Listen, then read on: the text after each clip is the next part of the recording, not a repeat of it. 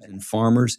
Tell us a little bit about what you've seen with the different types of roles and what we look for when we hire those different roles between hunters and farmers and the like, Andy. Well, the first mistake is I see somebody tries to hire a hybrid that they're supposed to hunt and farm. And they're usually good at one, not at the other. I've seen lots of account manager positions that was really a farm position. They were expected to, it's the old land and expand, right? The hunter lands it, the account managers expand it. But too often they have like a customer service mentality. And they're really spending their time trying to make sure everybody's happy. And their commission rewards them for that because it's a retention plan. But they don't spend any time hunting, even within the account, because they're uncomfortable with it. And nobody's holding them accountable, even if it's just, hey, we just need you to hunt 5% of the time. They always get around to making excuses on why they're so busy, and that's the last thing on their list. Yeah. So you really need to split that and bifurcate it. It can't be one person does both. They're good at one, not at the other.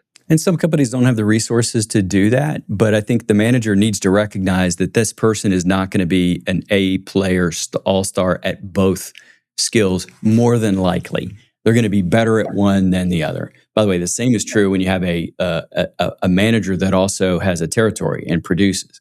They're going to lean generally to one or the other. They're going to manage more or they're going to sell more. It just depends on what they're more comfortable with. But when you have, two jobs, it's hard to get the division right in terms of the time allocation. And that's what I hear from you there. Yeah, that's right. And again, could you have somebody do both? Yes, many companies do.